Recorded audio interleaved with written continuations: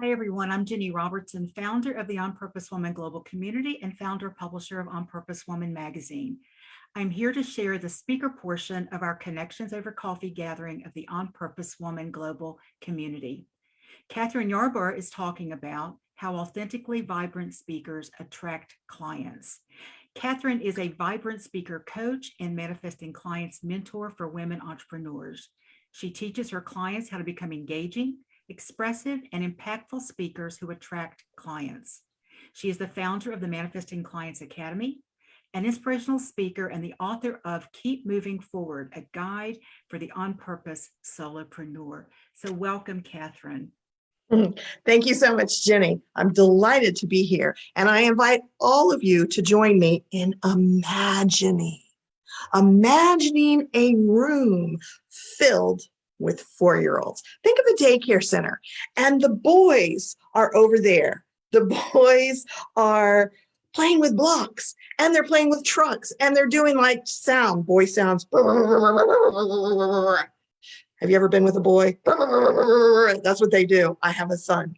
And over there are the girls, and they're playing with dolls, and they're putting little doll clothes on, and they're being sort of sweet. And then right here is a table filled with boys and girls. They've got paper and crayons, and they're coloring, and some over there are doing puzzles. Can you see in this room, in your mind, all the energy, all the vibrancy, all the aliveness? Yes, I'm seeing some nods. Fantastic. And as you look around, their faces are changing. I mean, seriously, it may not be so drastic, but their faces are changing. Over there, Susie runs over to the teacher and says, Mary took the dress I was going to put on my doll. Can you see it? They're expressing their feelings. My friends, we used to be 4. We used to have that aliveness, that vibrancy. And then years passed, things happened. What happened to all of that aliveness, to all of that life, all of that expression? Where did it go? Now, as entrepreneurs, it is really important that we communicate about what we do. Would you all agree with me? You can type yes, you can nod. Thank you so much. We have to tell people about what we do. And if we do it in a way that has some aliveness, has some vibrancy, would you agree with me that it's more likely that people are going to actually listen to you? So if you are authentically vibrant, your ideal clients could potentially listen to you, decide to work with you, or someone else who's in the room will actually pay attention to you. And if their best friend could use your services, are they more likely going to refer to you? Are they more likely going to tell a business about you if you work with businesses? So you all agree with me. I am so glad. Now, here's the cool thing, my friends, that I want to make sure I'm getting across. If you get nothing else, get this. That 4-year-old that you used to be, the you as an adult that you are now, you have a unique vibration. When you're being authentically vibrant, that vibration is free to be transmitted. It comes out of you, it oozes out of you, and your ideal clients, if they're in the room, they will feel it and they will want more. So I am so glad that I'm seeing nods. I'm so glad that y'all get this. So is there anybody here, if you're here with me live? So, great, Christy, I love that. If you're here with me live, I want to know. If you're watching the replay, I'd like you to comment wherever you are. Would you like to reclaim your authentic vibrancy so that you can be the fullest expression of yourself when you talk about how you make a difference in the world and with people? Raise your hand, nod your head if you want to reclaim this so you can be more of that. Okay, I love it because that means I'm in the right place. Today, I am going to share with you what I have learned about how any one of us, whether you're introverted or extroverted, we talked about that before because I'm actually introverted, how any one of us can reclaim our 4-year-old authentic vibrancy and integrate it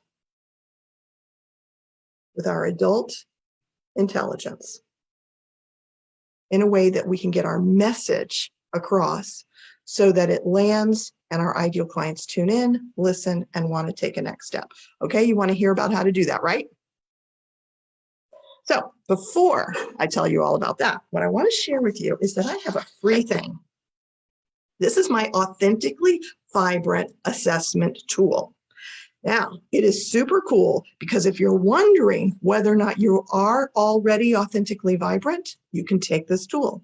If you get a 90 or above, you do not need to listen to anything else I ever say or work with me in any way, shape, or form. But if you get anything less than a 90, I encourage you to consider having a conversation with me because I'd love to get you up to 100, my friends. It's really cool.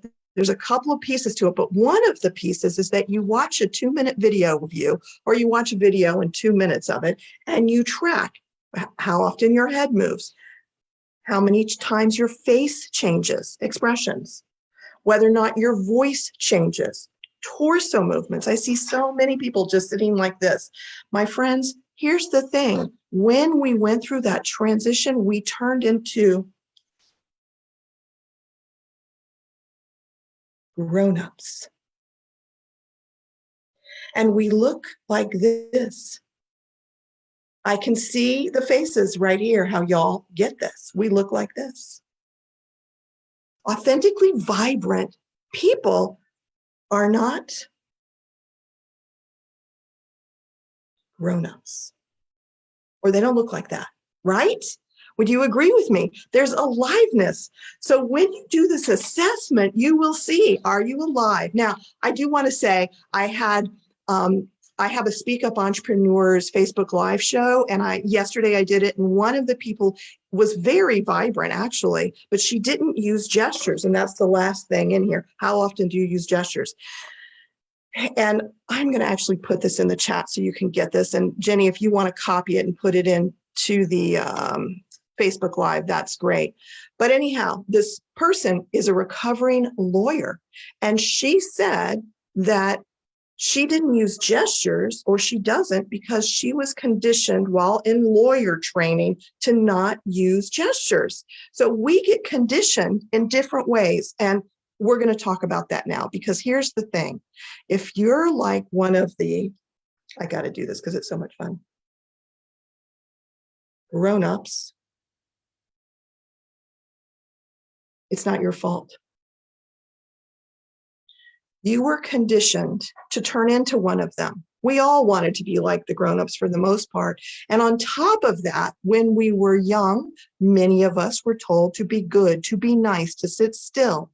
And in some families, certain feelings weren't okay. Joy, exuberance, anger, passion were shut down. Depending on what your family of origin was, you got some kind of conditioning. Probably, especially if you're not being the fullest expression of yourself, something was going on. And yay you for adapting to your family of origin. You were smart, you were intelligent. But now that we're entrepreneurs, I'm inviting all of us to break free. Yeah! Okay, what the heck?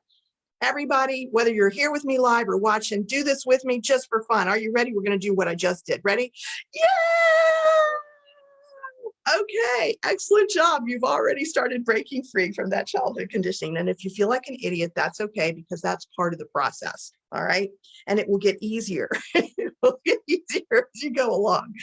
So, my friends, I'm going to share with you a little bit about what happened to me and how my journey of becoming one of the grown-ups and how I broke free. So in my family, I was taught to be good, to sit still.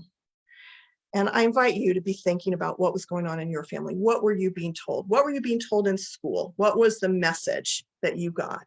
If you want to share it in the chat, that's fine with me. I don't know that I'm going to have time to read everything, but I will go back and read it if I can't read it during our conversation.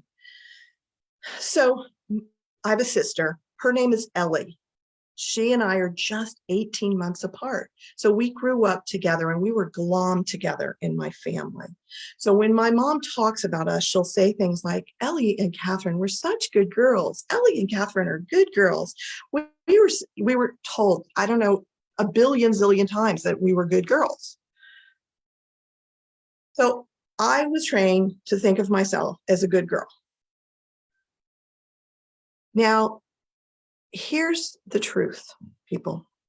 When I was 4, I got angry and I pushed my cousin downstairs. She was young too, and thank goodness she was not hurt. I've apologized to her a zillion times. Well, I don't know about a zillion, but a lot as an adult, because I still feel kind of bad about it. Nothing was good about that. When my sister was 15, she ran away from home and she did not come back until she was an adult. When I was a preteen, I started binging on chocolate chip cookie dough. Nothing good about, there was stuff going on. We weren't some like angel girls. What was this story that was being indoctrinated and how it all gets mixed up? So 3 years ago, I went out to dinner with my mother. We're sitting there at dinner and I start laughing. Something was funny. And I can be a boisterous laugher. Anytime laughing is possible, I want to take advantage of it because it's good for us. So I'm laughing really loudly. And she does this. Shh. I was making too much noise for her. Shh. And in that moment, I felt 2 things. I felt, 3 things: embarrassed, shamed, and angry. I've gone through a lot of therapy. I've done a lot of personal growth. So who in the world is she to shush me at 57 years old? Shush me. But it was familiar. Now, I don't remember any specific experience of being shushed, but it was familiar. I can only imagine what my 6-year-old, my 10-year-old, my 12-year-old, how they felt when they were shushed. No wonder I ate chocolate chip cookie dough.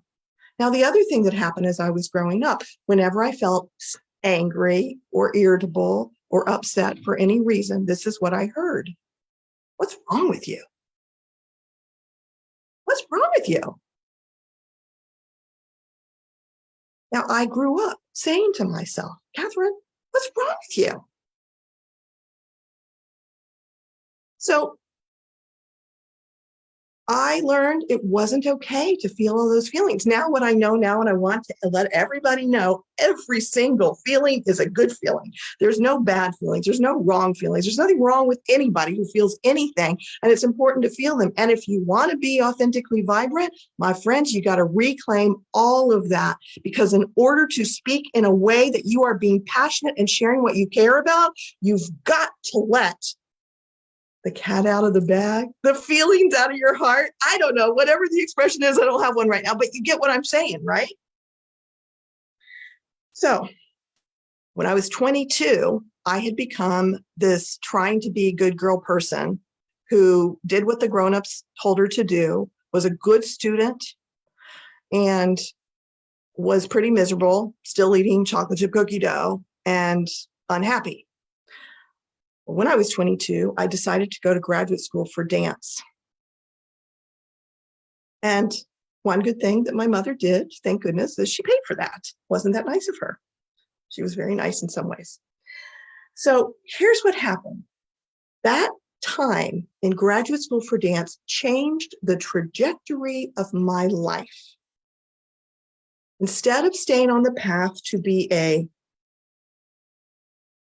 grown-up, something changed. I'm going to tell you what it was. One of the first classes that I took was called Choreography as a Creative Process. And when I went to that class for the first time, the doors were metal, heavy metal, and I pulled it open and it was heavy. And I walked into this room. And it was this big, huge dance studio. And if you are a dancer, you know how fun it is to walk into a dance studio. And gray marley floor, which is kind of a softish, feels really good on the feet, and these big windows around. And over on that side of the room, there was about 7 or 8 people sitting on the floor. And one of them was the teacher. She looked so old to me. She had these long, spindly arms and long legs.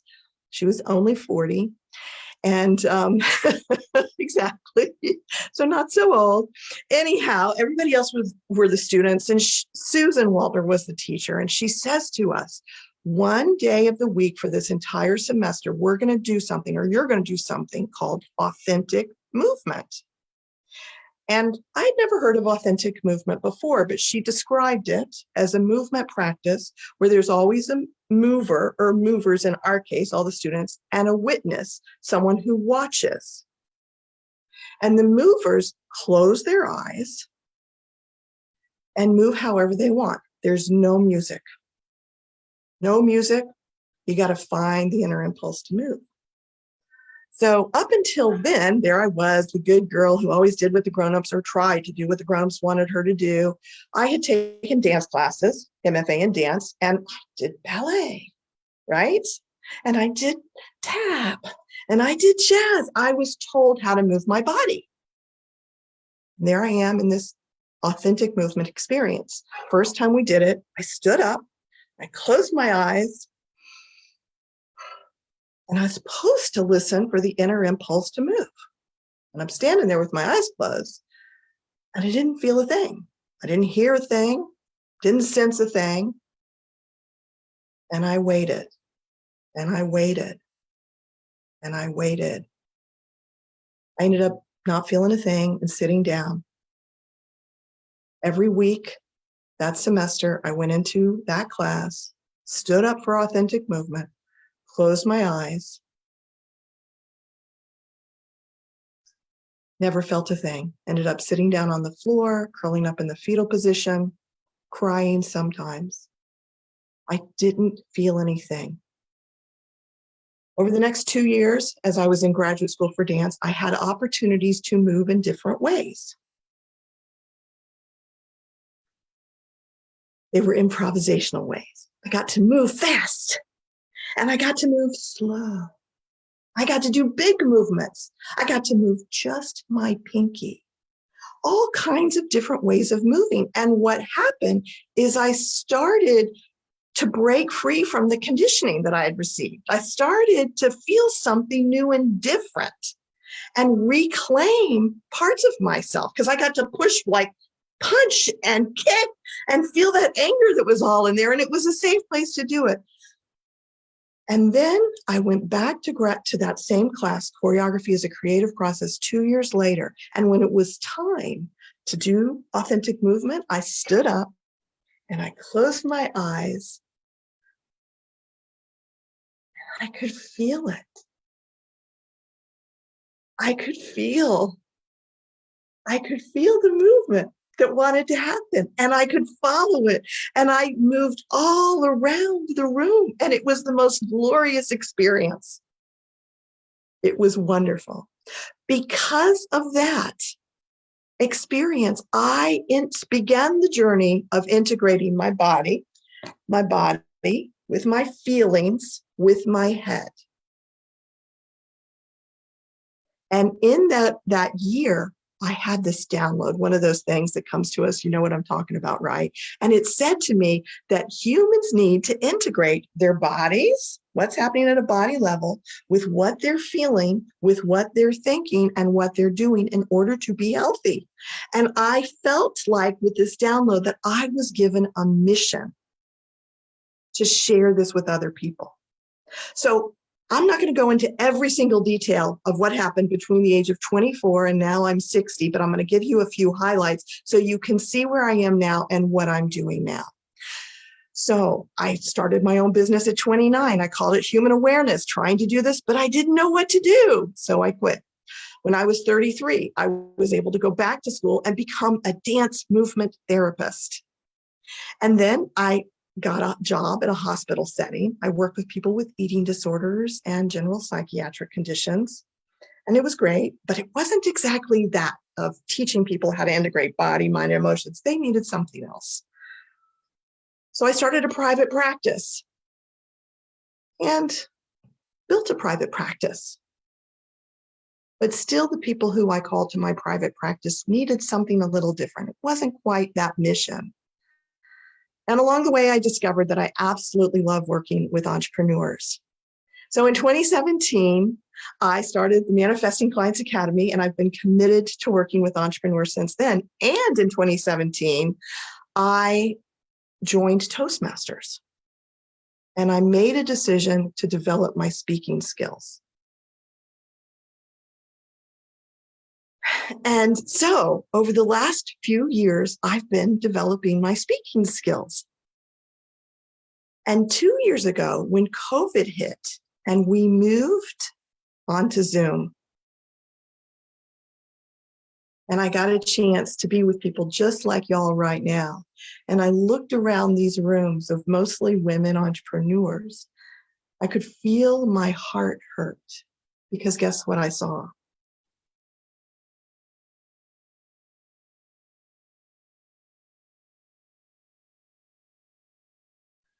Speakers who were reading their presentations, whose faces weren't changing. I could cry right now with this, y'all. People who don't know yet that if they use their torso, that it actually brings forth their message in a powerful way. And I can cry because I know it's because we were all conditioned. It's not our fault. When a colleague of mine spoke about something called micro movements in November, I had this huge aha. And so this was just in November. And within 24 hours of him talking about that, I realized, based on my experience in graduate school and as a dance movement therapist, that I actually have the skills and knowledge to train women entrepreneurs to be authentically vibrant speakers who break free from that childhood conditioning so that they can get their message across in a powerful way. And I was sitting there with my journal and my pen with this light bulb going off. In 15 minutes, I crafted out a program that I then offered to a colleague, said, will you try this? I want to see if it works. He said, yes. And as working with me, this was a guy, and he had not been able to use gestures or vocal variety when he spoke. And after working with me, he did a presentation where he was told that he was the most engaging he's ever been. And I want to tell you about another client who's gone through the whole program. It's called Speak with Your Body. I'm going to call her Lisa. Before she started working with me, when she spoke slowly and in a kind of monotone way. And doing the program with me, she practiced speaking and moving fast and slow, big and small, with strength and with lightness, in several different ways. And she began the process of reclaiming her authentic vibrancy. We learned as we worked together that she had been censoring what she said. When she was growing up, her mother would often speak in a really quick way that hurt other people. So as a child, she chose to censor her words. She didn't want to be like her mother. So that conditioning comes in lots of different ways. Since working with me, she has done a presentation where she was dynamic and expressive. And I just saw her recently where she was as well. And at the end of her presentation, several people signed up to work with her. So my friends, it is time for me to begin to wrap up. And I feel like there's so much more that I have to tell you. So I want to just let you know that I have a workshop coming up on June 18th. It's called Speak to Attract Clients. I've got this program. If you want information, I'll give you that. But if you want to reclaim your 4-year-old vibrancy, 3 steps. 1, notice when you're holding back. Become aware of what's going on inside and what was that conditioning. 2, integrate your body with your mind and with your feelings so you can hear and sense that inner impulse to move. And 3, try out new ways of moving and speaking so you can break free and integrate it with your adult intelligence. So thank you so much for being amazing with me. And let's all reclaim our vibrancy. Who's with me? Yay! Fantastic. Thank you all. And back to you, Jenny. Hey, you need to unmute yourself, my friend, so we can hear your wonderful voice. A wonderful, vibrant, exciting voice. Thank you, Kathryn. That was really, really, really good. That was different. I love it when you're always giving us something different about the same thing, which I think is pretty wonderful. So thank you so much. And thank you to anyone who's watching this live or watching the replay. If you'd like to join us for one of our 11 free Zoom meetings every month or an in-person Richmond, Virginia meeting, just comment below and I'll tell you how to do that. Or you can go to my website, opwgc.com. I'll put it in the comments. And also comment and tell us what you thought about this. I saw there were some comments in there already, Kathryn. So thank you everyone for watching The Real Women. No, this is not the Real Women, Real Purpose talk show, is it? This is the On Purpose Woman Global Community. What are we called now? Connections over coffee. There, my energy just went poo. Bye everyone, not you all, just everyone watching.